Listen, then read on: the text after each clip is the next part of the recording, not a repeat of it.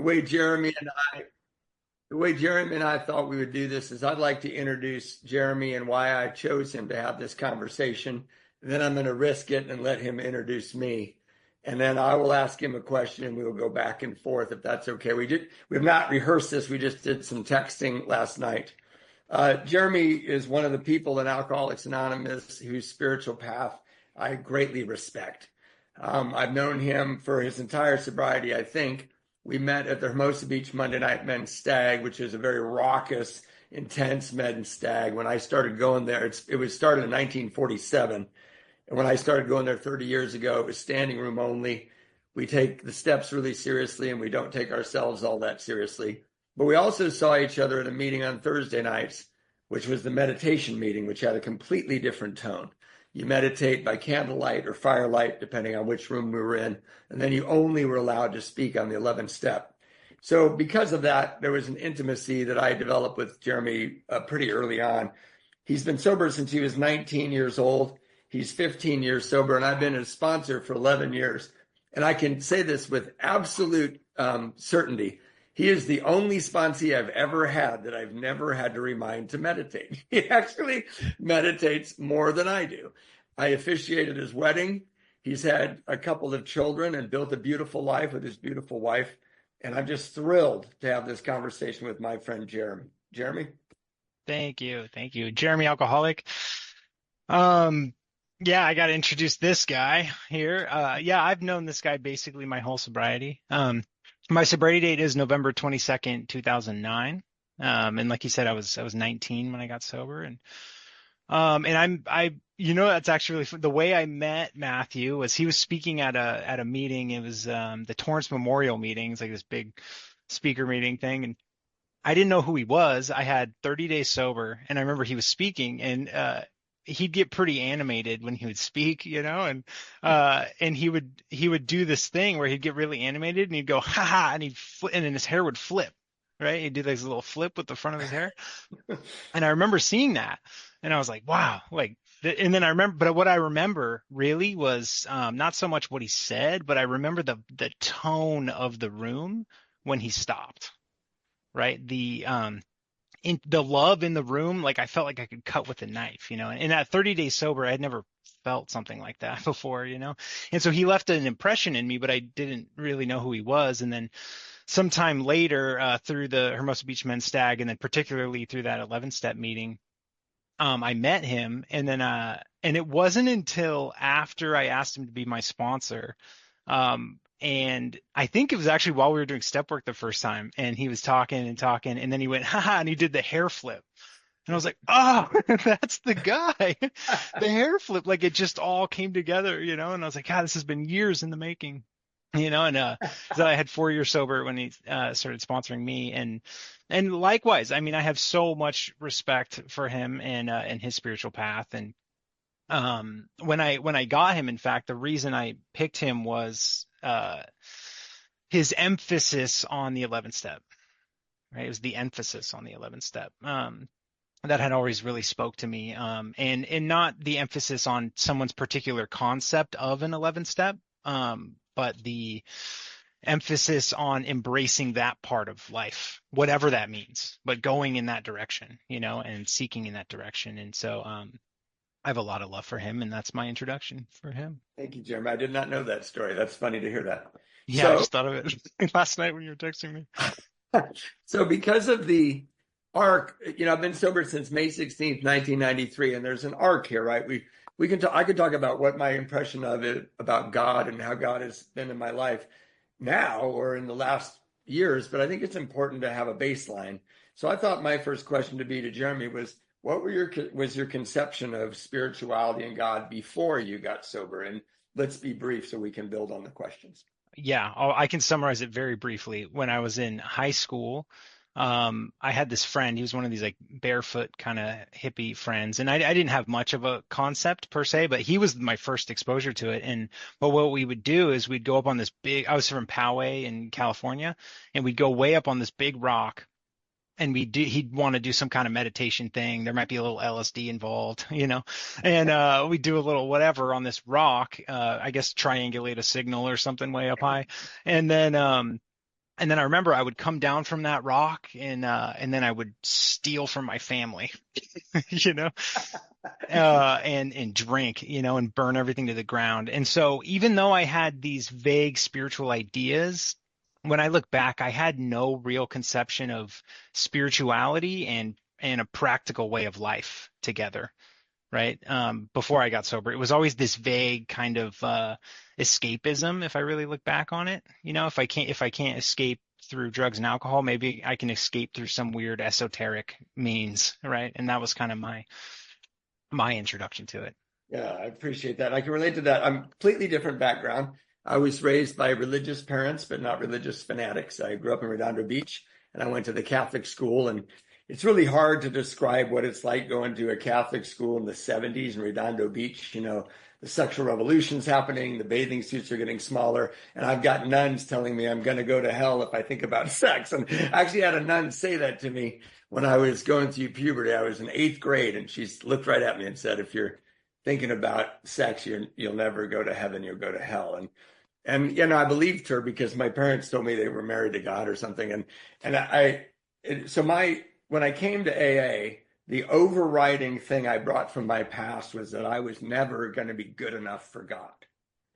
And I felt very defeated before I even started. And I got very dedicated. I did a little summer program to see if I wanted to be a priest when I was at the end of high school. I mean, I took it all very seriously until I decided I couldn't stand the self-loathing anymore.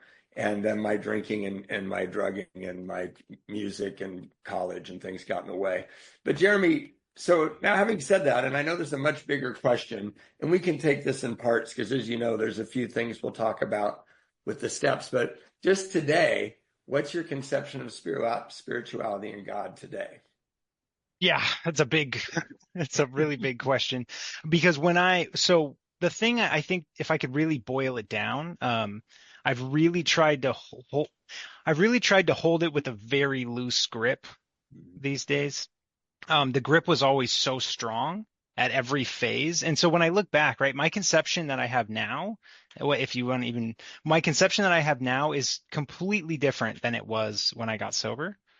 And it has transformed in stages over the years.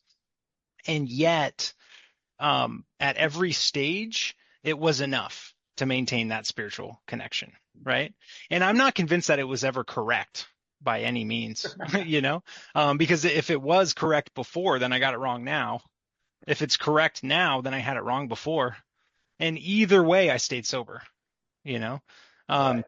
and so I've just really learned to I just really have to let that grip I have over how important it is that I conceive it correctly, to be just not the focal point, right? And in fact, it seems to me that there's a subtle feeling associated with my relationship with a higher power, Hmm. and that feeling seems to be more important. The resonation, right? If it resonates with my conception now, does my conception really resonate with me now? Does my belief structure really resonate with me and my experience? And not only whatever teachings I've been involved in, but also my practical life, right? And do they gel? And if that resonates with me at this moment, then I feel like I'm on the right track, right? That's my barometer. And if I feel like it's not resonating, then I know it's gotten stale, right? And it tends to get stale, and then it's time to kind of refresh, find a new book, find a new teach, find a new this, find a new that, just to liven it up, because then I think it has a way of going from the head to the heart when we get sober, and then I think over time it has a way of leaving the heart and going back to the head. And then getting stale, Yeah. and I have to keep bringing it back and keep bringing it back. And so the short answer is I have less of a conception now probably than I did when I got sober. Um, but I'm really curious what your answer is on that. Well, you made me think of so many things. Thank you. This is exactly how I hoped it would be because my wife, who's not in the program and does not pray with me or meditate with me, we just love each other dearly. I met her when I was sober and will be 30 years sober this year, 30 years married. She one time heard a sponsee of mine in the living room who's a lawyer, and we were trying to talk about different concepts of God. And she just walked by and very casually said, well, any concept of God is heresy. And we both looked up, shocked that she got involved in this conversation. And I said, "What do you mean?" She goes, "Well, if God can fit into a concept, it's too small to be God." And she just went into the kitchen after blowing our minds. And I think that's what you're trying to say, right? I mean, the pervasiveness. The other thing you reminded me of was about your concept. You're holding it loosely because if in the past you were wrong and all that. Vivekananda, a spiritual teacher who had a big impact in the West, said in one of his talks, he said, men think they go from darkness to light, or human beings, let's be less 1950s about this quote, human beings think they go from darkness to light. He said, that's a mistake. We're innately spiritual people. We go from light to greater light to greater light to effusiveness. And I think that's been, however haltingly, my experience with my concept of God. You know, one of the things I love about AA is it says right in the beginning, we are not saints, right? I went to a church that was very serious. Everybody was very pious in the church. And then they actually flipped each other off trying to get out of the parking lot. So I used to go, I don't get the dichotomy here. But in AA, you know, and I know there's women and men on here, but I just want to be very honest about my introduction and my relaxing that maybe God didn't hate me. Is I remember being in a men's stag where we were talking about prayer and porn within the same 5 minutes and nobody blinked an eye, right? Everybody was cool with it. But for me, you know, over the years, and the same as you, my God was very small when I came to AA. My God was a flimsy reed, right? And I just needed something. And I think a lot of the times it's experiential. It's not something you can articulate. But the most fitting thing that I can say is a way to name God. And I should say I'm a student of religion. I have a degree in comparative religion. I got it when I was stoned out of my mind. I remember a little bit of it, but it was years ago. I have a degree in English and I took a lot of religion classes at night. So I ended up with 2 degrees. But I like Advaita Hinduism. I like the way they describe the ineffable. And one of the Advaita means one without a second. That's what the word Advaita means. And so, because if you just said oneness, that implies two-ness. So Advaita means one without a second. So it's non-duality, which has become very vogue now. But this is thousands of years old. And the point is that everything is one energy. And the way it's described in Advaita Hinduism, Brahman, or God, is the experiencing of the timeless plenitude of being. Brahman is the experiencing of the timeless plenitude of being. And when I think of the incredible grace that I've had, you know, fits and starts of good behavior, bad behavior as I was brand new and living in my parents' house, coming out of my skin. And I had a baby with a girl I didn't love across town and couldn't get a good job. And just the halting way that my sponsor slowly said, don't worry, just focus on these steps. Don't worry, open up to the 3rd step. Don't worry, take this action, prove you've taken a 3rd step. The halting way I've done it, and all the grace that kind of flooded into the tiny little surrenders that I took that AA asked me to do. They asked me to do so many things that I didn't understand that made me uncomfortable, but I felt better when I did them. And I think the timeless plenitude of being is a good way to put it. And I don't want to ramble. I really want to be careful of that because I'm Irish and I belong to that program on and on. You know, I talk too much. And I'm sitting in a beautiful office in a beautiful home that I live in with my wife. And outside, 2 different windows are tons of trees, beautiful trees, right? And one of the things that I find very humbling that I've learned through meditation is I'm not a loner. Whatever I want to think of, I don't need you, I don't need them. A lot of people in AA say they're loners and all that kind of stuff I'm very tactilely aware that I couldn't have this conversation if those trees weren't breathing out what I breathe in, right? I was sitting out on the balcony with my wife a few hours ago, taking a break from work, and the sun was on my face. And it just felt so good because it's been raining here for a while, and I'm a kind of a sun guy. I grew up at the beach. And I just, you know, I was very aware that while that sun from millions of miles away was on me, it was creating vitamin D in me. It was sustaining me. You know, we cannot be separate from the timeless plenitude of being. And I'm very cool with that now. So I think I better stop there. So one of the things that we talking about is, and I'm always curious, I ask a lot of people this, and I haven't asked you before, Jeremy, how do you practice the 3rd step? Tell me about your relationship growing with the 3rd step.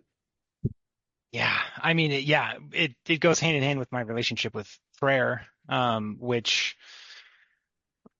was kind of a rocky relationship in the beginning, to be honest, because for me, meditation made so much sense from the jump. I mean, it was something I just really it because for me, the way I saw it was, okay, I have all this stuff coming in, right? And it's being filtered through my senses and my mind, right? And if meditation helps clear my mind and clean my mind, it's essentially cleaning the filter. That way I'm getting a better vision of what's happening, right? That made so much sense to me. Like that was like, okay, that makes super sense.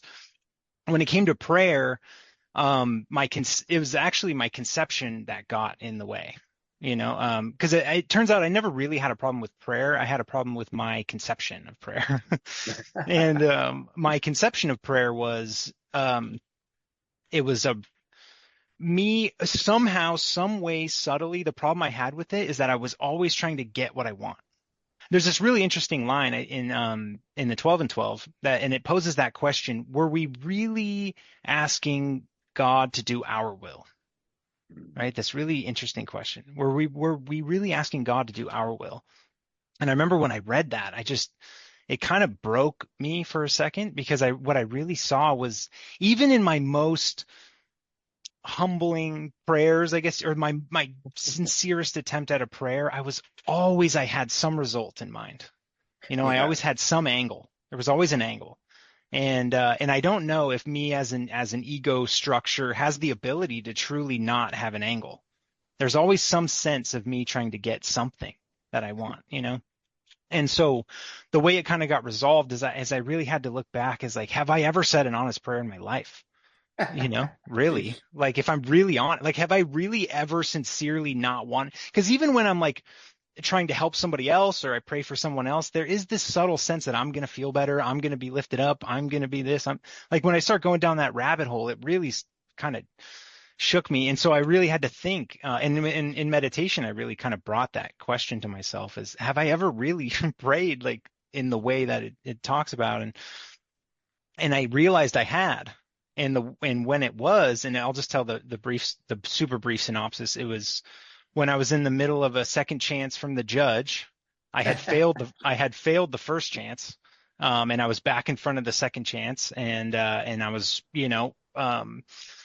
he basically I had 5 years or so over my head, and I was about to go to prison, and I was 19, and I know you guys can't really tell on Zoom, like, but like from my rugged exterior, but I'm not really like a prison guy, it's not really like my niche, and but I was like, great, I'm going. And I had a big blonde afro. It wasn't helping, and I was like, great, I'm going to prison, and I was in the middle of this second chance from the judge. I had the deal of a lifetime and I could not stop drinking, I made it 3 days in the deal of a lifetime. I made 3 days with the most sincere attempt.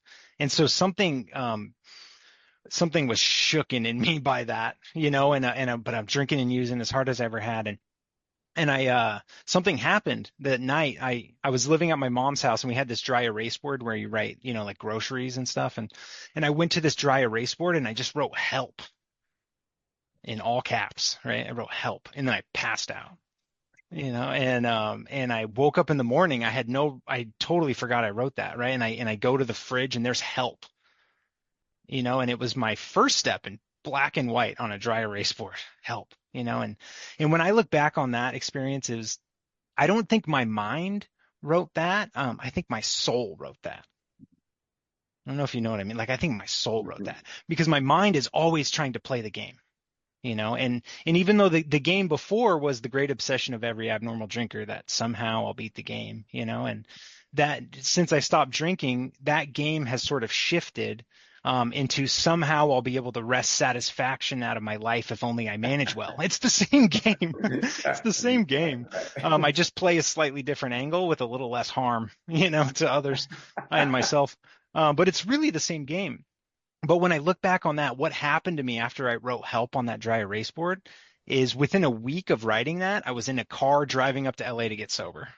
Just poof, poof, poof, poof, everything just happened, and when I got to this place, to summarize the story, when I got to this place, it was a 90-day place, okay, cool, I'll take 90 days, rehab, whatever.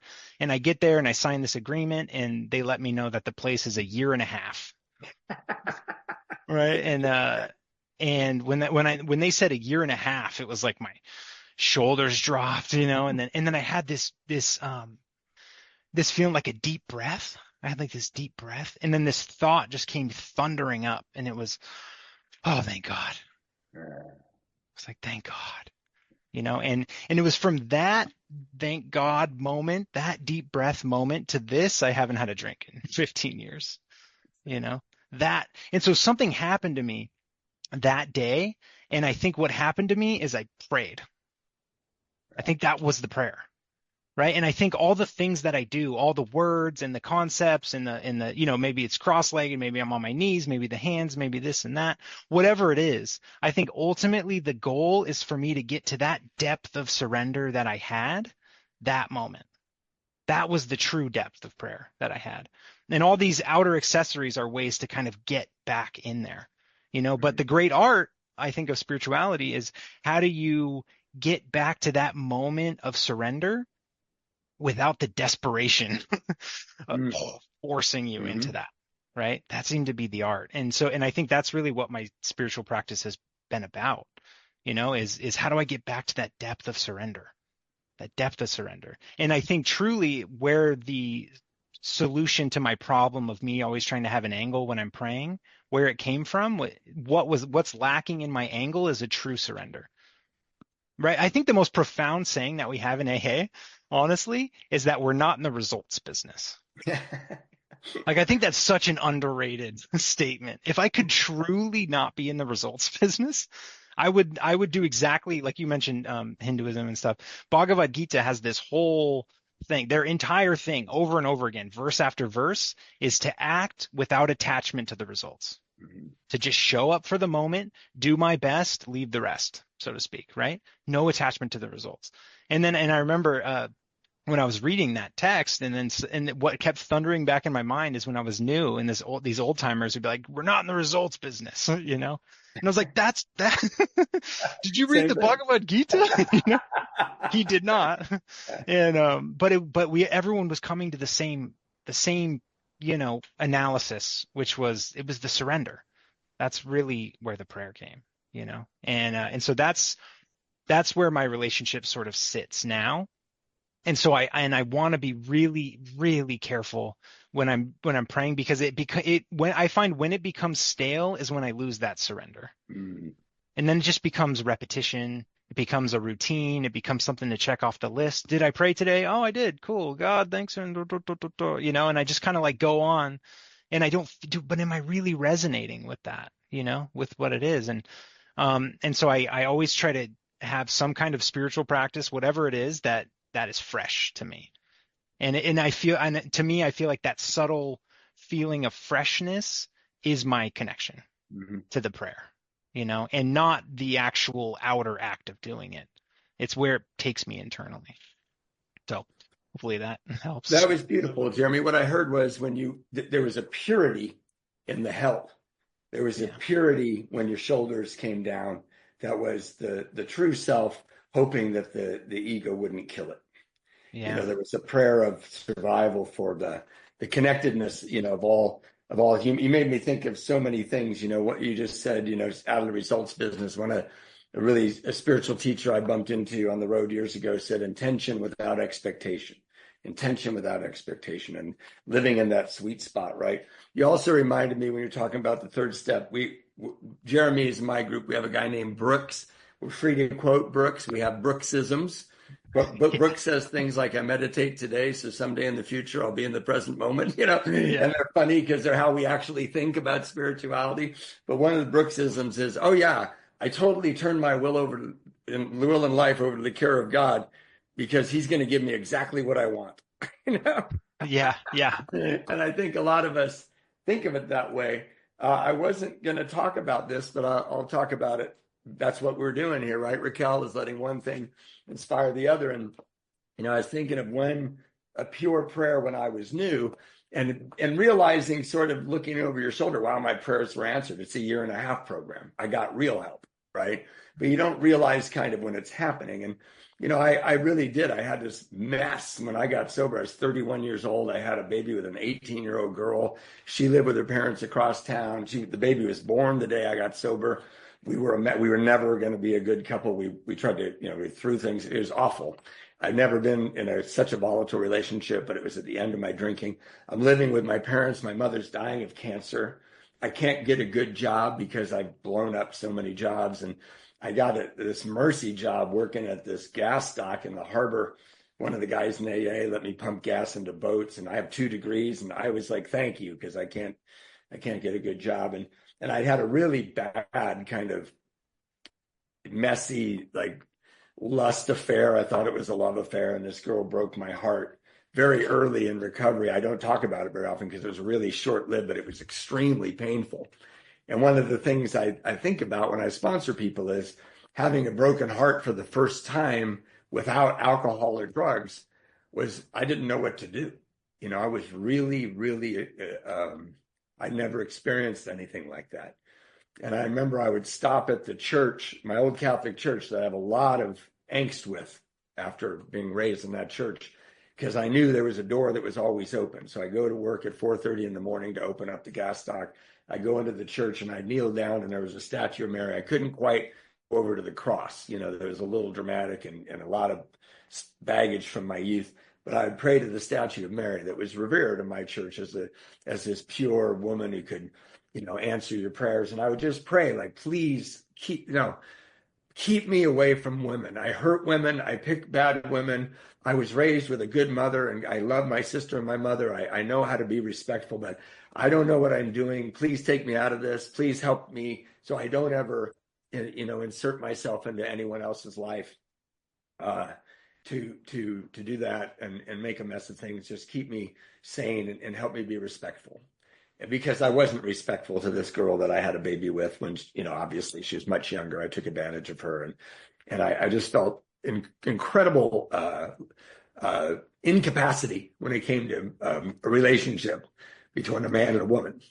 So I prayed this prayer, not once. I went there for weeks. I would go to work because I was in so much pain from having my heart broken. She didn't just break my heart. She slept with my best friends. And it was a real explosion in my life. And I want to just note something. When I endeavored into this ridiculously stupid relationship, my sponsor said, hey man, I'm not going to stop you. You can do anything you want in Alcoholics Anonymous as long as you don't drink. And then when this bomb blew up, ripped my heart out of my chest and smushed me on the ground, he said, did I mention the 12 hidden monthly payments? And he had not mentioned those, and it was very painful for a really long time. So I went every day for a while and prayed in the dark. The church was dark. It was 4:30 in the morning.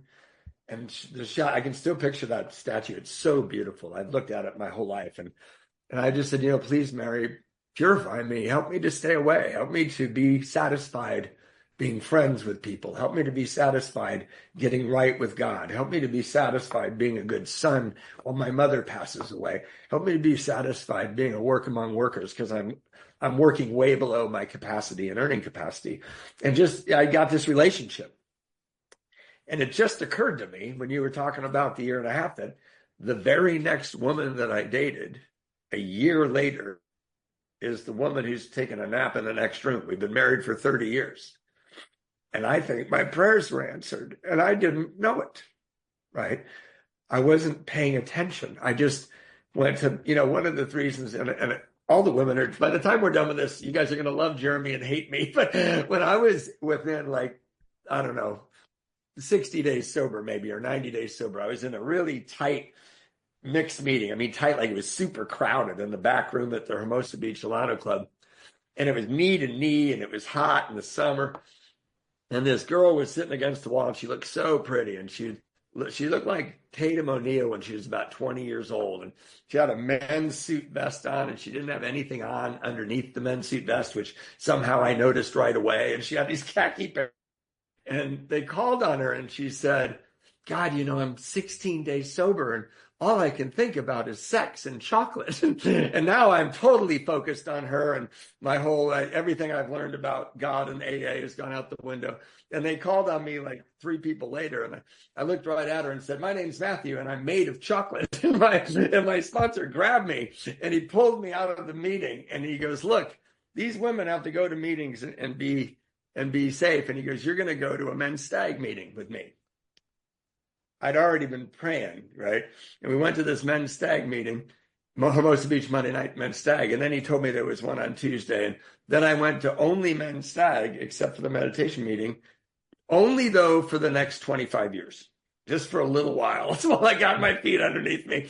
And as a result, I learned how to speak respectfully about women because I didn't like the men in the meetings that bagged on their wives. That didn't happen in my house. My father honored my mother, and I didn't want what they had. So I migrated towards people that spoke respectfully about the woman that allowed them to live with them.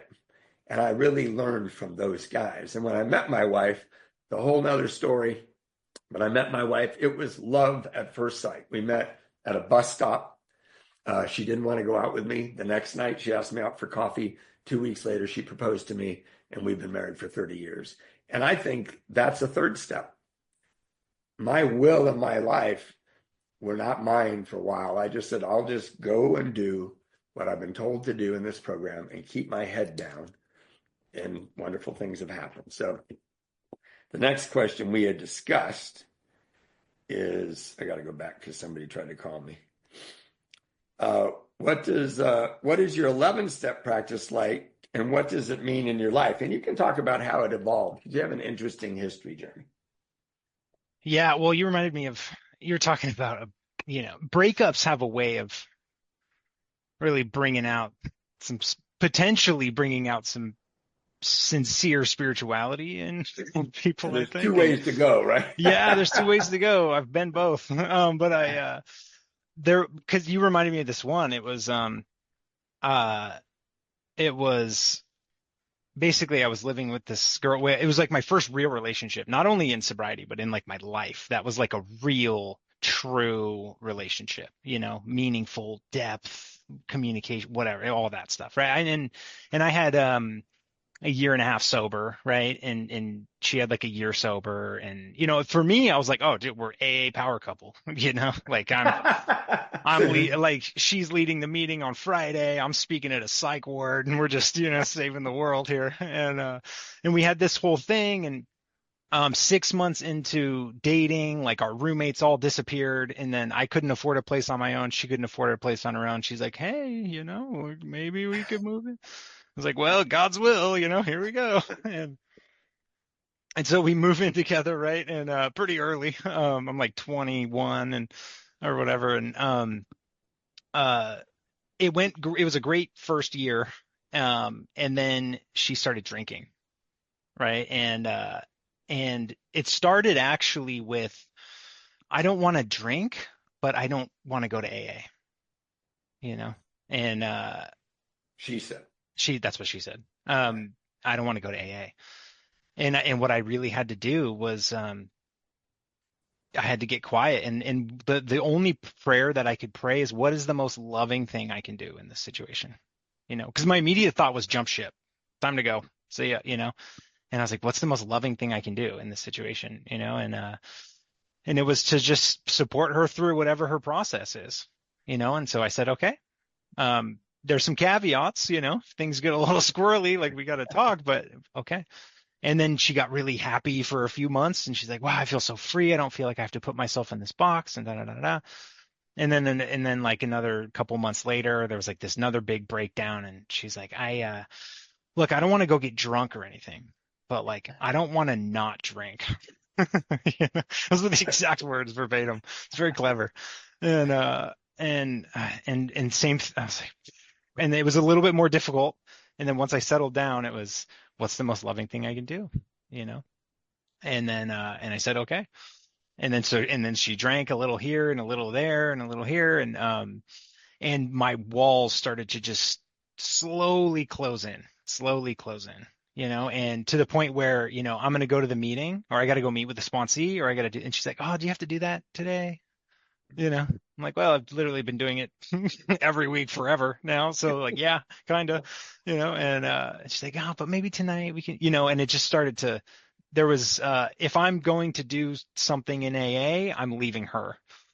And that was never there, and now it's there. Right. And so, and it just started to close and close and close. And after this, major blowout fight, we ended up breaking up, and I got a U-Haul, and she got an apartment up in like Hollywood area, and I got this U-Haul, and I loaded her stuff in this U-Haul, and then I drove her stuff to this apartment, and I helped her move out of our house, of our place, and I helped her move out. And I remember it was so dramatic. It was raining, right? And I just moved out, and I was like, "Okay, bye," and I like leave, but I remember so vividly, I was in this, like, I'd never experienced like heartbreak, that was like the first real heartbreak. And I was driving, and it was a U-Haul. So all they have is like the radio, like a crappy radio, and it's all love songs on the radio, and I'm crying, and I'm like, "I understand these songs now," and like, it was this whole drama moment, but we're driving down, and I remember I got to the apartment, and she owned everything in the apartment, it turned out, because when I got there was a recliner and a TV. There's nothing on the walls. There's Right. nothing. It's just literally a recliner and a TV, right? And so I go into this place. There's only one place to sit down, So I sit down, and there was no way I was going to watch TV, you know. And so I just sat, and the only thing I had, right? So our friend, I don't know who made it up. Bill says he made it up. Someone else probably made it up, but one of our friends says, there'll be a moment where you will be reduced to prayer and meditation.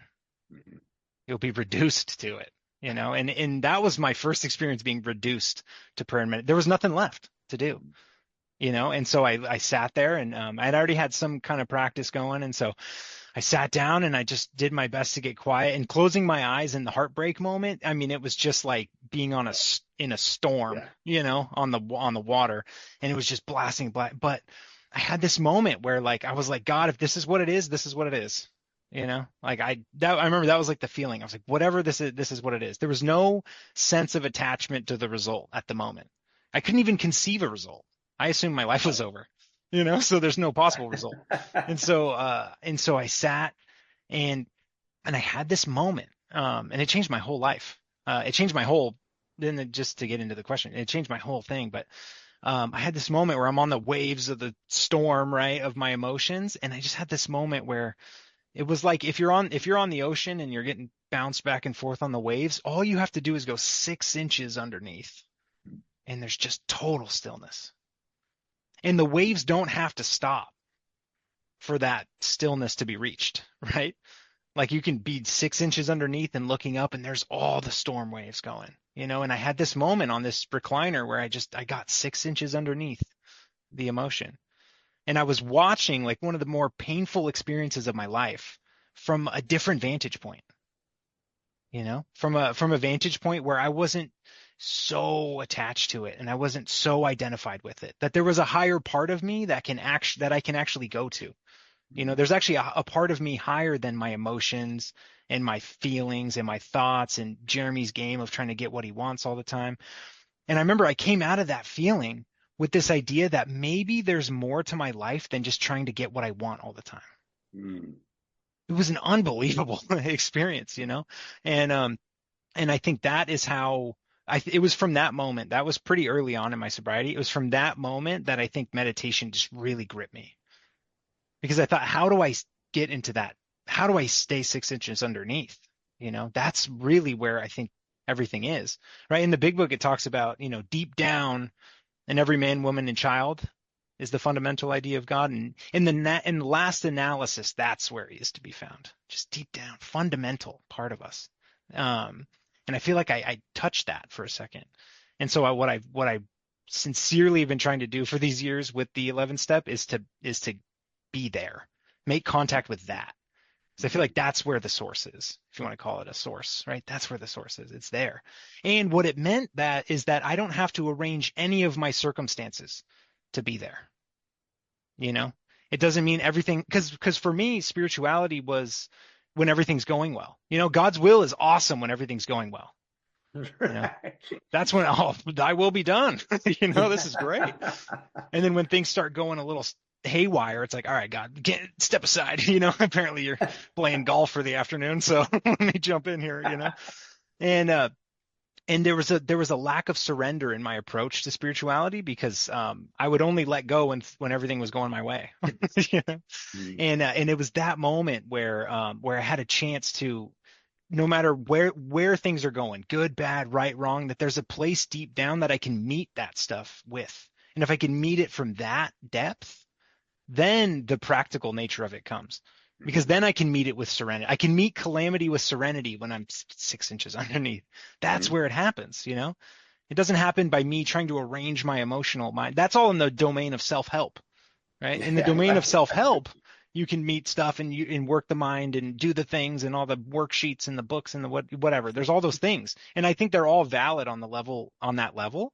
But AA was like cutting to the core, right? When I really read the book with that mindset, AA cuts right underneath that, to the soul level, to the place that wrote help, right? That's like where I'm trying to stay, And so in the super short, long answer that I tried to make short, that is how it started. And that's, besides getting into all the various practices and stuff, that's where I try to reach.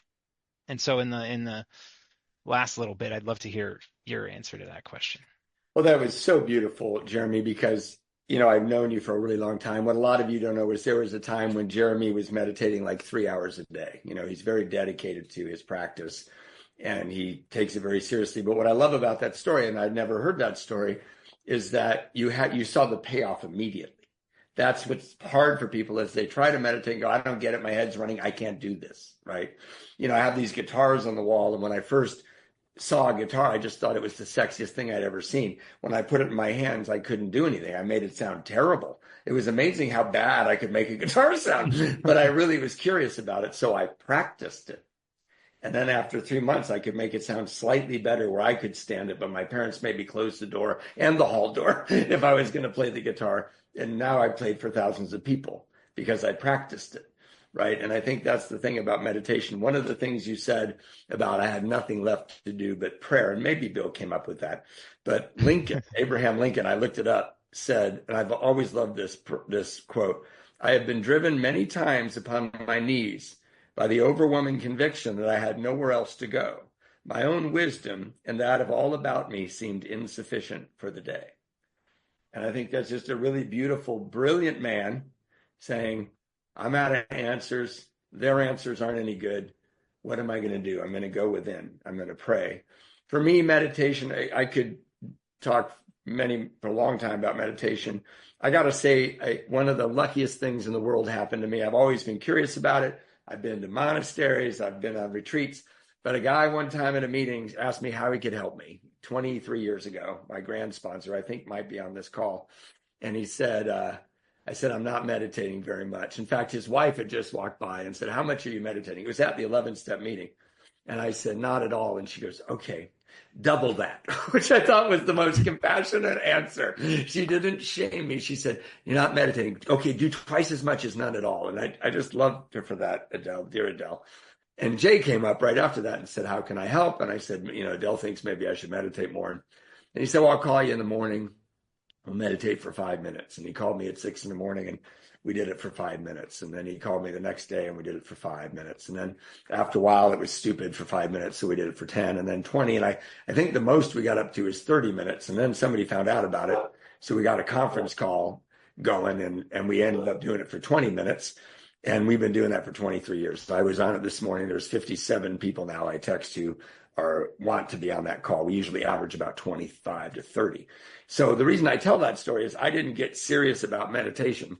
Meditation got serious about me. If I didn't have that obligation to get up and start that conference call, I don't know that I would do it the way I've done it. But I've experimented with many different things. Vichara, which is your awareness, watching your awareness. I ended up in TM in 2015 because I moved my son up to Washington with my family and he was having a real hard time and started to smoke cigarettes as a teenager. And I was on an airplane and I'd read an article about TM, Transcendental Meditation, helping you with that. And so we went to some lessons and he immediately stopped smoking cigarettes. He stopped having panic attacks. I found it very simple. I know Jay made a movie about Bill doing it. He got involved in TM a few years after that, and it's been very simple for me. But I will just say this, and I'm going to talk about prayer for a minute, and then we'll see if there's any questions. Is my with meditation, the one place, I was raised in a very in a tradition of you're not good enough, you're not compassionate enough, you're not kind enough, you're not honest enough, whatever. It wasn't my parents. My parents were not religious fanatics. They just took their faith seriously. I went to a religious school, and that kind of messed with my head a little bit. I did a 10-day Vipassana retreat once in the mountains, and I realized after meditating for 10 days, for 10 hours a day, I'm naturally compassionate. I'm naturally honest. I'm naturally kind. I just covered up with all the fear and the noise and the regret and the guilt and the shame that modern life brings to me. And when I meditated for so long, I was an open heart. I was a pure being. I walked back to my car looking at these people that I hadn't said a word to. It was a 10-day silent retreat with just love and compassion. And that was a big opening in me that you can go deeper and deeper and deeper and deeper till you realize you're just part of it all. In fact, I wasn't going to mention this, but I have a friend. He's actually a famous actor, but his cousin is a teacher, and she's a teacher of first graders. And he told me this years ago, and it made me think of what I learned in meditation. He said she gave the first graders all an assignment to write a poem that describes themselves. Once they was teaching them about poetry, and poetry can be your buddy, and go home tonight and write a poem that describes you. And all these kids showed up, and she picked this kid, second grader kid. He walked up and she said, "Can you read your poem about you?" And he said, "Yes." And this is what he said: "I'm very small. I'm very small. I'm very small, but I'm part of it all." And that's how I feel when I'm connected truly through meditation. I don't feel enlivened and big. I feel humbled and connected. And the other thing I'll say about prayer, and I want to tell this story because I think it's important. Oh, so the one thing I don't do in meditation is I don't feel guilty about anything. If I sit on the mat, I sit in a chair over here. In fact, this is what an ex-Catholic's meditation space looks like. Lots of candles and statues and Hindu statues and stuff. I can't get over the candles. I think it's an altar boy thing. I got to have candles. But when I meditate, I never am severe with myself. If I sit and meditate and my mind wanders for 20 minutes and then we hang up on the call, so be it. If I meditate and I go deeply, all the better. It's the one place I give myself 100% grace. And the other thing I learned in meditation, it's not about being still. It's about turning away from the chaos back to the stillness. That's the muscle you're exercising. The compulsive thinking will always come. Ask any meditator. A real, like Mathew, the Dalai Lama's right-hand man, will say, you will never stop your thinking. But you learn to deprioritize the noise and come back. And I practice that 20 minutes a day for 23 years. I can do it anytime I want. I can do it when my son's checking himself into a mental hospital. I can do it when my wife is having trouble because my wife's paralyzed from a stroke. I can do it when business is good. I can do it when business is scary because I practice that. I practice turning to the stillness away from the chaos over and over and over and over again, 20 minutes a day, sometimes twice a day for 23 years. That's the gift for me. I don't know what I'd do without it. My wife, who I love dearly, became disabled when we were married for 7 years. So I've been sort of her caregiver for 23 years, which only means I do everything that takes two hands and a memory and two legs. Her memory is not very good. And I help her get dressed and undressed, but I've been angling all my life to do that for a woman. So I'm not at all disappointed in that. God gave me what I wanted, just not the way I thought it was going to come. But with prayer, I wanted to say this. I'm going to make this story really short. I'm with you, Jeremy. I never felt like I was praying to something because God is the timeless plenitude of being. I don't anthropomorphize my God. My God has not got human characteristics. I don't believe that. It seems too silly. It seems silly to me that God would be like that. And my experience belies that. My experience is God's not temperamental at all. God's pure and open and loving. And I've never met a human like that. But when I prayed, I always felt funny, like praying to something. And And I don't do that now. I just get still and try to connect to that thing every night on my knees next to my bed. But when my wife was in the hospital years ago, long story, but I had to visit her and I hadn't seen her in a while for a few weeks. And she was much worse than I expected from her stroke. And we were young. We had a 1 year old and a 5 year old and an 8 year old. And she was so bad that I was afraid to look at her. I came in late at night. I'd been away for a short business trip, and I looked at her and she was really bad, and it scared me because I'd been getting phone calls that she was doing so much better. And I got into bed with her and tried to sleep next to her in the hospital in ICU. And I woke up in the middle of the night and I ended up in the shower down the end of the hall in ICU. The nurses helped me out because I didn't have anything. I didn't have any clothes or anything. They gave me a toothbrush and some soap. And I took a shower and I was so afraid that I couldn't do it, that I couldn't parent these children, that I couldn't take care of my wife and do this new job that was bigger than me. And I knelt down and I prayed really hard. And I prayed, I said, look, I don't know, I know I'm not supposed to pray for power. We say that, don't pray for ourselves, don't pray but I need something, God, because I can't do this. I'd like to be the man for this job. I love that woman, but I don't think I'm up to the task. It suddenly appeared in our life when my wife fell over with a stroke. I thought, there's no way I'm going to do this. I'm not the guy. I'm not this. I don't have that kind of foundational strength. And I'm embarrassed to say nothing happened. I got up and I was just wet. I got dressed and I sat in the shower in the room for a while longer because I was afraid to go back to her. And I did. I walked back down the hall eventually, and it was unpleasant because I just felt like I was going to have a nervous breakdown. I had this job and these kids, and she's never going to be the same. She's not the same. She's the alpha partner. She took care of stuff. I just went to work and play with the kids, and that's over. And I walked in and I didn't look at her. I sat in a chair. She was asleep, and I looked around and I closed my eyes and I thought I could feel her next to me. And I thought that was interesting. And I got up and I still couldn't look at her. And I looked out the window over her bed, and there was a big window, picture window. It's UC Irvine. And it was dark out there because it was just dawn, but I saw movement, like these blotches and a movement. So I leaned over her and I realized that they were birds in a tree. And I just, in this very raw state, I just went, oh, wow. And I just had the natural thought, like, the world is so beautiful. And then I accidentally looked at my wife, who's from Wales and has this beautiful pale skin. She's just stunningly beautiful, my wife, even with her face contorted from a stroke. And I glanced down at her and she was glowing at me. And I thought, my God, I love this woman. The world is beautiful and I love this woman and there's no fear. And what I learned about prayer that day is an experiential thing, not as an intellectual thing, like you said, Jeremy, is prayer has never changed my circumstances. We have been dealing with this for 23 years. Prayer has changed my perception of my circumstances, and I could suddenly do what I couldn't do before. And we have, as you know, Jeremy, you've been to our house, we have a very fun, happy life. And like Jeremy said, my circumstances do no longer have to dictate my peace of mind or my happiness. My circumstances change like the weather, like everybody's circumstances.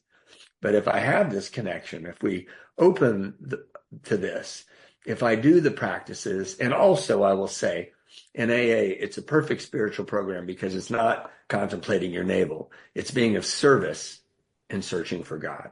If it didn't have both those arms, I wouldn't have anything to do with this program because I would have gone off on one more selfish quest to delude myself into thinking I was better than you. And because AA makes me show up, help others, like friends of mine like Jeremy, who've grown into dear friends, and go places I don't want to go that make me uncomfortable, then all of this spiritual talk about prayer, meditation, and the third step would just be one more ego trip. And that's what I love about AA.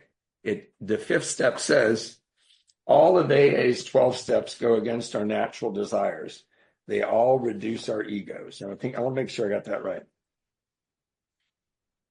The fifth step says, all of AA's 12 steps go contrary to our natural desires. They all deflate our egos. And thank God, because how can God get in if we don't deflate the egos? So, all right, Does anybody want to ask us questions or we can I circle? actually I got one direct message question Yeah. that I'll read out and address. So it said, "Are you disappointed in your meditation when you don't get to the place you referenced was a turning point for you? And if so, how do you push through this and not allow it to affect your day?"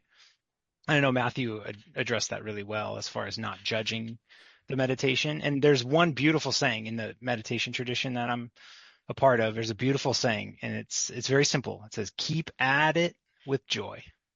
Keep at it with joy. Keep at it with joy. And it's so beautiful, because that's really what it is. You keep at it with joy.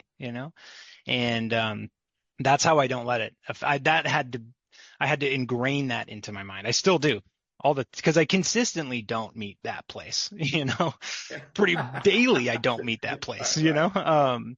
but I keep at it with joy. And I think where the joy comes from is I'll just say this briefly. There's this really beautiful saying, also part of this tradition and it talks about what is spiritual, like what is this word spiritual, right? And because it's such a vague word, so what do you mean, like when you say something is spiritual? It's a spirited ritual is spiritual, right? A spirited ritual is spiritual. So there's a ritual which can become dogmatic, very orthodox, strong, this, that, big book thumper, da da da da, whatever, that could become a ritual. And I find my prayer becomes really stale when it's purely a ritual, when it's on the checklist, like brushing my teeth, take a shower, I'll pray, whatever. No, no, no, it can become a ritual like that in the worst sense of the word. But when I bring the right spirit to the ritual, then it's spiritual. And it's all about the spirit that I bring to the ritual. And that's true in the 11th step. That's true when I go to a meeting. That's true when I meet with the sponsee, when I make an amend, when I do whatever in this program. It's about the spirit that I bring to the ritual, right? The 12 steps are this one big ritual. And with all these little sub rituals that get created, it's all about the spirit that I bring to that ritual. That's what makes AA a bursting, like life fulfilling thing versus an accessory. And for me, AA has not become a hobby yet. But thank God I can't let it become a side project. And I find it won't become a side project if I just bring the right spirit to the ritual. And so I I love can that, Jeremy. stop mine with that. You talked to me about that, and I love that so much. I have a question from Raquel. I love the term timeless plenitude of being. How do you experience that? Is it at times or permanent? What brings you to tears about that? So I'm going to answer this in a roundabout way. One of the things you said early on, Jeremy, was, unfortunately, I'm trying to get back to that open space of pureness without the pain. It's really hard to get back to that without pain. Like, when you sat in that recliner and you were able to dip between the below the ocean because you had enough pain to overwhelm you into complete openness and innocence in approaching the pure God, right? And I would say what I thought of, and it reminds me of this question, is there is another way. And I understand what you're saying because there's a lot of all sorts of spiritual, if you read Eckhart Tolle, if you read Byron Katie, or those people, they had real bottoms before they had awakenings, right? But I know you, Jeremy. I know your wife. She's incredible. I don't know if they could have made another more perfect human being for either of you than each other. I've met your beautiful son. I haven't met your daughter yet. And those moments, there's a line from Rainer Maria Roca, a poet I really love. And it says, "Beauty is nothing but the start of terror we can hardly bear. And we adore it because of the serene scorn it could kill us with." I'm going to say that again because it's an awful lot. Beauty is nothing but the start of terror we can hardly bear, and we adore it because of the serene scorn it could kill us with. So I sometimes can be disarmed completely. Just the other day, my wife is lopsided. She's gained 75 pounds. She can't walk well. And I was in the shower and she came in to get something. And I was thinking about my day, thinking about my to-do list, thinking about money, thinking about stuff. And she walked by and I thought, God, she is just fascinating. She just fascinates me, and I've been married to her for 30 years. And she's not my wife, looks like Audrey Hepburn. She used to walk across the room and, every head would turn, but she walked in the bathroom and I just saw her and thought, wow, look at that person. And I was adoring the serene scorn my openness to her love could kill me with. And that brought me to the timeless plenitude of being at that moment. The question is, how do you experience that? Is it times or is it permanent? I feel like this. This is what I've come to over the years, watching people while I sponsor them, being a guy in recovery, raising children, one of them who was crippled with depression and anxiety for a while. I've watched a lot, and it occurs to me what I've noticed is if I surrender, like all of us have surrendered at some time because we're in an AA meeting, right? We also surrendered multiple times because we're still in AA. And if I surrender enough, if I let my guard down enough to do an uncomfortable thing that I don't understand, because I don't want to live like I used to live, that's a surrender, maybe a good definition, then the grace is visible. I don't think the grace comes when I surrender. I think we're swimming in grace. I think our natural habitat is grace. I think that's sort of the symbolism of the Garden of Eden. What is it that made the Garden of Eden suddenly look treacherous? The knowledge of good and evil. Now, this is good, this is bad. I'm making judgments. That threatens me, that attracts me, that repulses me. So when I am in that place of surrender, and it might be to the person who asked me the question, okay, let me say it this way. Let me do it more practically than mystically. I've explained a little bit of my life, right? My wife is in this room back here taking a nap. If you have a brain injury, take naps every day. And right across from here is a little place that I make the coffee for her in the morning. Right over there is my meditation spot. So my routine is I wake up at 5:30 in the morning. I make my wife coffee, and then I meditate with this group of people at 6 on the call. I'd say about 2 years ago, I noticed that my mind boots up in negative mode. It's like I'd open my eyes in this beautiful bedroom we have with these beautiful French doors that look out on this valley. And I open up my eyes, and my first thought is, you're never going to have enough money to retire. It's like my brain's like, hey, good, you're up. I got some bad news, and I'm immediately like, oh, crap, man, I just opened my eyes. Chill out, right? And then I move my legs over to the side of the bed, and the dogs are getting up. And I think a thought like, Pip's, her gait isn't good with her cane. She's going to end up in a wheelchair. So even if you do retire, you're not going to get to travel. So this is how my mind wakes up. My mind starts telling me everything's wrong.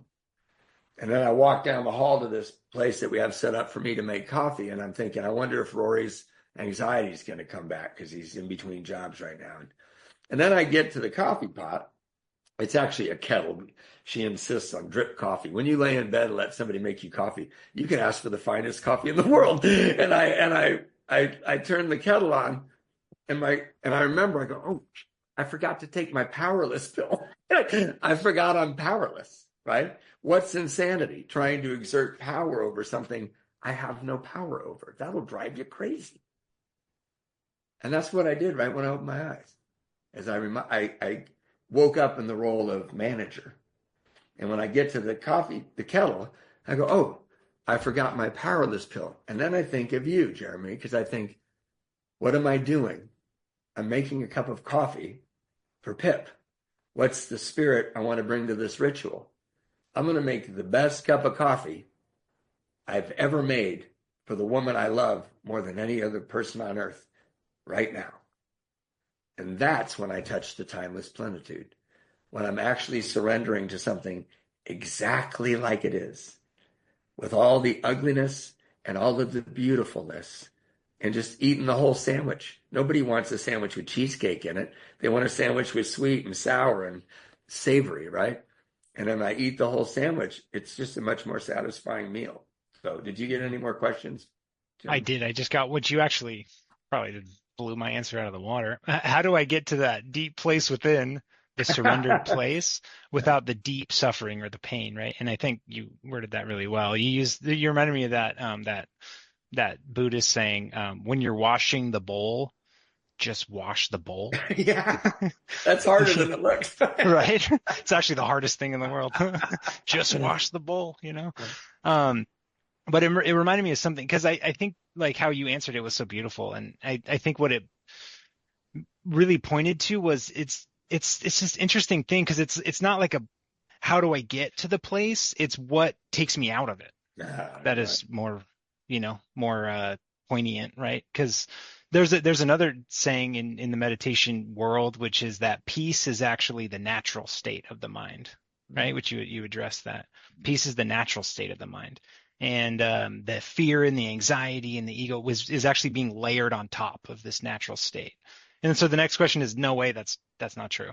Yeah, of course that's not true. Like, look at my mind. There's no way that's the natural state, and then so the question is, okay, well, you know, uh, we never say like we'll get anxious or angry or fearful, and we'll say, "Oh, damn it, why was I so angry?"